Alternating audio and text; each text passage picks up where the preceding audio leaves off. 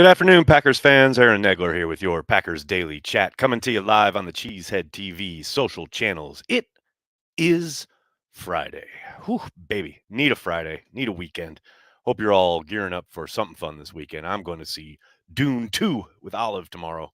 Very excited about that. Also, watched the first two episodes of the new Shogun earlier this week, and got to tell you guys, I have not been this excited about a show in a very long time. I was hyped to see it in general, really hoped it was going to be great, and it is great so far. So that's my review and recommendation for this Friday if you're looking for something to watch. Um, on the Packers tip, we got a little bit of news right before I went live. Tom Silverstein dropping a piece over there at the Journal Sentinel regarding Aaron Jones and talks between the Packers and Drew Rosenhaus, who represents Aaron Jones. Uh, Rosenhaus came on the scene last year after Jones switched agents and then took a pay cut to stick around in 2023. Now the two sides are trying to find a middle ground, someplace where they can live with what they think Jones would net on the open market, along with a lowering of his salary and, of course, his salary cap hit for 2024. Tom also reporting that if the two sides can't come to an agreement, that the idea would be to let Jones hit the open market and hope that no one offers anything even around what the Packers are offering. Which I don't know, man. I understand Jones is getting up there. I get that he's definitely coming off a injury riddled season, but you see how productive he is when he's on the field, and you see how the offense rises to another level when it utilizes him and flows through him. Now, I think working in the Packers' favor here is he's probably more valuable in Green Bay and to the Packers than to anyone else, other than maybe perhaps a few of the teams running a similar system, um, i.e., the San Franciscos of the world. Though, of course, they have McCaffrey, but maybe the Rams would take some interest, things like that. So I don't know. It feels like a little bit of a game of chicken there. I suspect, and this happened last year, they will take it right down to the wire. I remember last off season, being pretty resigned that final day that Jones was going to hit the open market. Sorry, guys. And then they came to an agreement on the very threshold of the deadline. So maybe something like that happens again. We've only got 2 weeks to worry about it, so that'll be fun. One other little tidbit of news in Tom's piece about the running back spot: Packers not expected to sign AJ Dillon to an extension, so AJ will hope hit the open market. By the way Tom wrote it, sure feels like they are set on moving on. Now you never really know. Maybe he does hit the market and doesn't find any, instant interest, and the Packers can bring him back at some point in free agency for a greatly reduced rate. But yeah, the way Tom wrote it sure feels like they are set on moving on. So I know there was some news today coming out of the combine that the Packers have met with a couple running backs, and we've been talking about it here for quite some time that there's little doubt that they'll be looking at running backs in this draft. I have said several times I'll be shocked if they don't take at least one running back, and it sure feels like we're heading in that direction. Um, the other thing I wanted to talk to you guys about real quickly is Jordan Love, because it was funny coming off of my Carry the G radio appearance on Wednesday, where I wore my Insufferable era shirt or sweatshirt with the three quarterback jerseys on, with Favre, Rodgers, and Love. And I got an email from someone saying, it's awfully presumptuous to have Love in that conversation already. First of all, take a joke. Second of all, no one's under any illusions that Jordan Love doesn't have plenty of stuff to work on or that he has, quote, arrived. I mean, he's certainly the guy that the Packers are going to build around. He's certainly the quarterback that they want to kind of hitch their wagon to, so to speak, and hopefully build a contender around. But yeah, he's got a long way to go. There's plenty for Jordan Love to work on. And I don't want anyone to think that at least I'm sitting here going, oh my gosh, he's already a top three quarterback in the league, Hall of Fame bound, etc. That is not the thinking here. But I am going to have some good fun with it, and I'm going to have a great time enjoying the fact that Jordan Love looks as good as he does after so many fucking Rodgers stands spent the last couple years attacking me for saying simply, well, let's see what Jordan's got. I'm excited to watch Jordan when he gets out there. and oh, it's a terrible pick and it's awful and it's so ridiculous to move on from Rodgers, etc. Sure looking early blushes here that Brian Gutekunst made the right call. And I'm going to have a ton of fun with it. And that's all there is to that. Hello to everybody in the comments section. Before I get to all your comments, make sure, if you haven't yet, you sign up for the new Cheesehead TV Cheesehead Nation newsletter. You can hit the link in the description of this video on YouTube. It'll be out weekly during the off season, every Thursday. And then during the season, we'll have probably 2, maybe more newsletters going out each and every week. Make sure you sign up.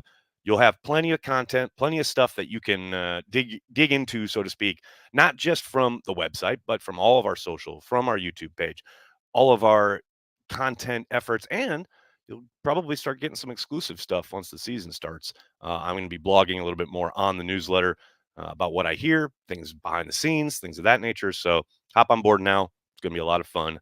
And I can't wait to watch it grow and continue to become another avenue for Packers fans to connect. What's going on, everybody? Let's see everybody in the comments. We got a bunch of super chats. What's up, Terminal Frost? How you doing? Any idea if Hafley will be up in the booth or down on the sidelines? No idea yet.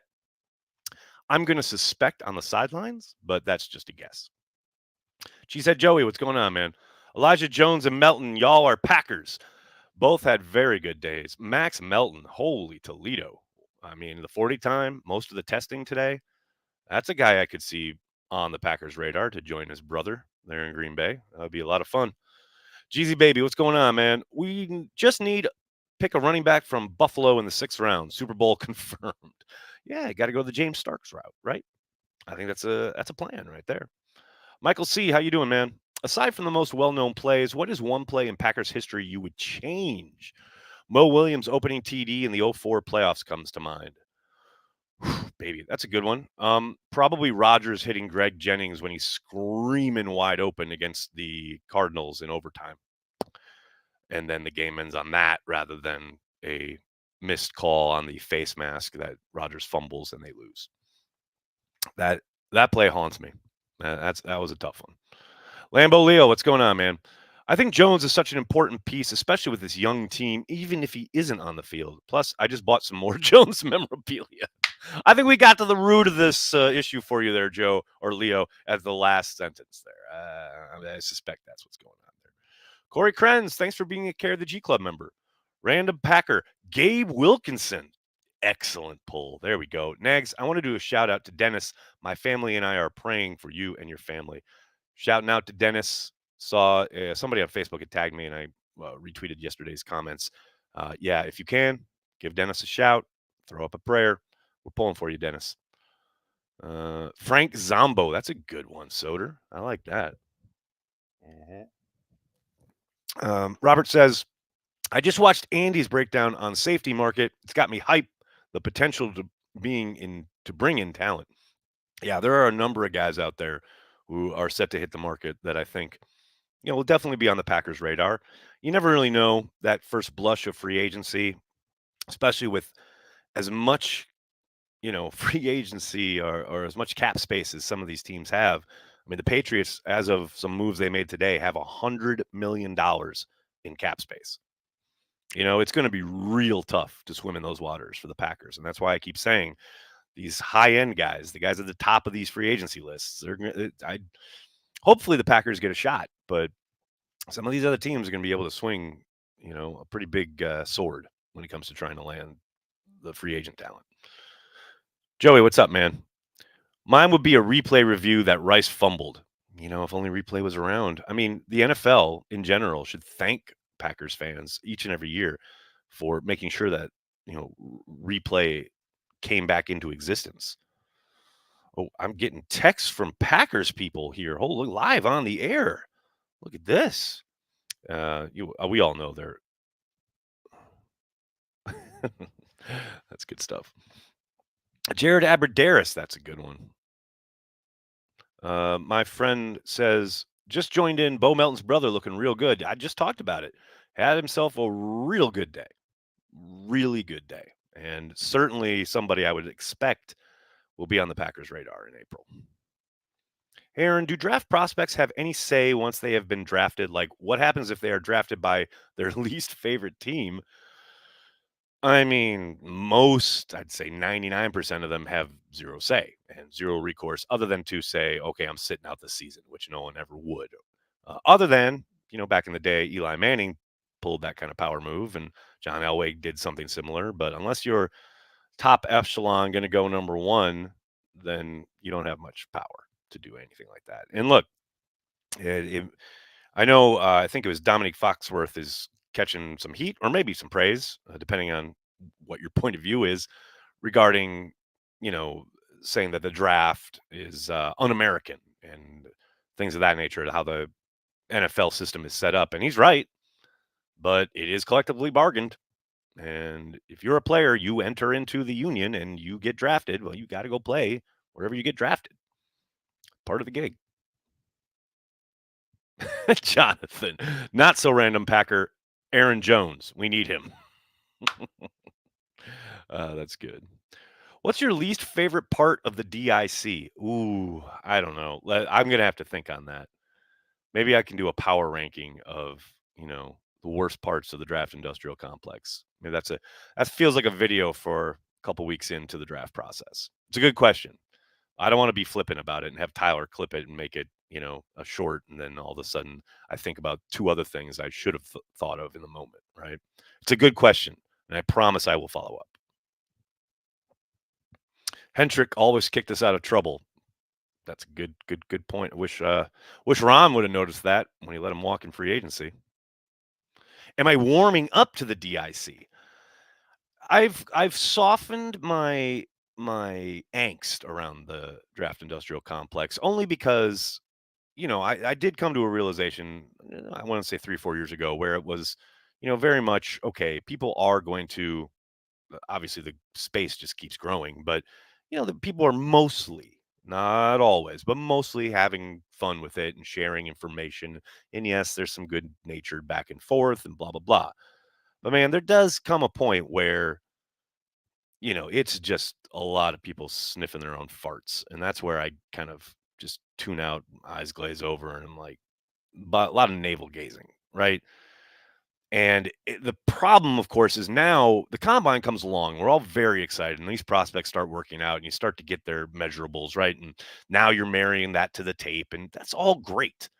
The problem is there's a long way to go yet. And we have 2 months. It is March 1st. They could draft next weekend. They should draft next weekend, but they won't. They're going to draft at the end of fucking April. So for the next 2 months, we're going to get a billion mock drafts, which again are fine. People are going to have their conversations. People are going to make their cases for certain guys. Well, while they should be there, oh, he'll never be there. All that, and that's all fine. I used to hate all that, but I'm fine with it now. Like I get it. It's fun. It's conversation, and you do sometimes learn stuff if you're talking to the right people. But man, there's just way too much of it. 2 months is way too fucking long. Good lord. Does Matt have Facebook? That's a good question. I have no idea. I would suspect no, but I don't know. I'll ask him next time we talk. Am I hopeful about Carlson's development? That's a good question. I'm very much wait and see there. I don't know about. I don't know if hopeful is the right word. Funnily enough, I went back and listened to the session Brian had with the local media from Tuesday morning. I kind of re-listened today, um, and he was when asked about Carlson, he said he has to improve, like point blank. Number one, Schneidman asked the question and it was like barely out of his mouth. Brian responds, he's got to improve. But he does then go on to say that he had a very promising rookie season, a very good rookie season, especially comparative to other Packers rookie kickers. But yeah, he's got to get better. There's no doubt about it. And there will be competition in the room and on the field for training camp. And the expectation is he's going to improve and win that job. But that's got to be apparent. I don't think it's going to be handed to him. So I'm excited. I mean, I'm excited to see him compete and hopefully improve on what was a solid kind of intro to the league, right? Joey, what's going on, man? Packers talk to Braylon Allen. Check on Corey. I didn't realize until today, Braylon Allen is the youngest back in the draft class. That bodes well for a potential pick by the Packers. I, I've told you guys a couple times I'd love to see him on day 3, but the fact that he is as young as he is certainly should help him in the chance to come to Green Bay. Big B, random Packer, Jamal Williams, bring him back. I don't think it's gonna happen, but it would be fun, man. I love Jamal. Great quote, and as you will always say, the goat. Mm. Jim Albright says, "Hey, Aaron, this is the NFL of 2024 drama, talking heads, money, draft drama, schedule, rollout drama, coaching drama, money." Yeah, there's some of that. No doubt about it. I mean, the combine is really going that way and seems to get a little bit seems to lean into that a little bit more each and every year, which is unfortunate, but can't say I'm surprised. Ryan, what's going on, man? Nagler, I agree with you that Goody made the right choice to move on from Aaron Rodgers. Rodgers was slowing down in mobility. He might not ever be the same quarterback everyone remembers. Here's the thing. I do think Rodgers can be the guy we saw winning MVPs in 20 and 2021 still in New York with the Jets. They've got to improve their offensive line. We all know this, but I don't think he's lost anything. I think he can still play at an insanely high level. To your point, can he get around the edge against some of these defenders still? Probably not, right? He's not the young man he used to be, but he can still kill you from the pocket. I mean, hell, I think I saw a quote where he was talking about if he had been able to come back this year, and we all know that probably wasn't ever going to happen realistically, but if he had, he was going to try and do what he did with the Packers down that stretch in 2014, where, he hurt his calf and basically had to play from a limited circle, when they did all that stuff from the pistol. Um, Not saying it would have been easy, but hey, I don't put anything past Aaron when it comes to the football field. Um, I won't count him out until he retires. Let's put it that way.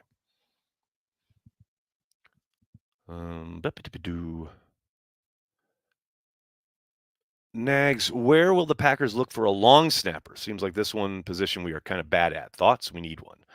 Well, they pulled one off of the Super Bowl scrap heap last year, but that didn't really work out too well. They'll continue to look for it. It's kind of like the punter with Ted back in the day, kept trying different ones and never really could find a serviceable one.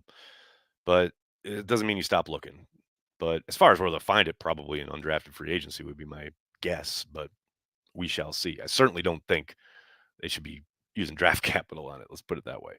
Christopher, random Packer, Mike Pryor, phenomenal pull. Excellent. Absolutely love it. No notes. Uncultured Barbarian, how you doing, man? Hey, Nags, who is the Admiral Akbar of the Packers? And here's a random Packer for you. Paul Ott Caruth. Have a good weekend, all. Paul Ott Caruth. That's a good one. Who's the Admiral Akbar? Whew, baby. That's a good one. I'm going to go with, I don't know, man. Rich Bisaccia, because he'd be telling them it's, be warning for an onside kick. So he'd be yelling, it's a trap from the sideline. I don't know. That's where my brain's at right now. Ed, thanks again, man. Love college and pro, but no interest in whatever they call the summer league. It seems I am not alone in this. Has any player made it to the pros from that league? Well, I mean, the Packers' third string quarterback is the MVP of the USFL. So, it's going to be difficult for any of those guys to make it, but that doesn't mean that there's not a possibility that they end up on a roster somewhere, contributing either on special teams or maybe as a practice squad member. Talent can come from anywhere, and it does slip through the cracks each and every year. You never really know until you unearth every, kind of nook and cranny where you might find talent that's serviceable and able to help you. I, I don't think that, anyone's under any illusions that the UFL, as this new league is going to be called, is going to be a bastion of NFL talent. But A, it's football, and I love football, so I'll be watching at some points. And B, you get guys in competitive situations, and you see certainly not how their maybe the athleticism is going to shine comparative to their NFL brethren, but I love to watch guys compete, and if a guy can show you down in and down out how relentless he is on, especially on defense or special teams, That'll give you, at least maybe a tryout in the NFL. Nothing wrong with that, man. Nothing wrong with that at all. Lambo Leo. Caleb Williams. It's a trap. It's going to be rough when the Bears ruin him, man. It's going to be real rough. What do you think of Marcus May? Think he may be useful at safety? Possible. Can't say I have too strong an opinion either way, but I suspect he won't be a member of the Green Bay Packers. Let's put it that way. I have a hard time finding the time to keep up with big names in the draft. Any potential generational talent this time around?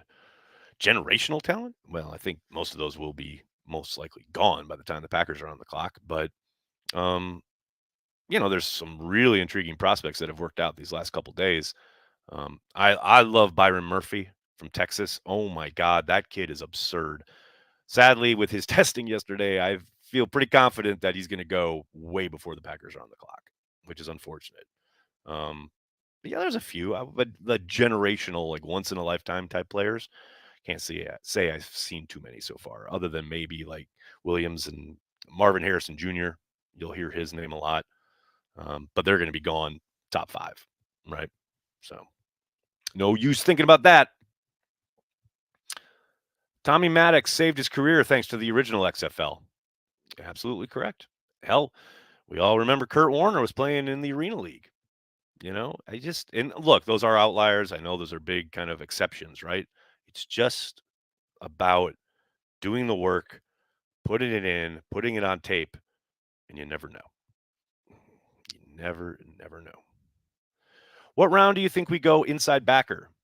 I tell you what, till a couple years ago, I would have said day 3, lock it up, right? But then they take Quay Walker at 22, and all my life and worldview has been completely shattered. So it's entirely possible they do it at 25.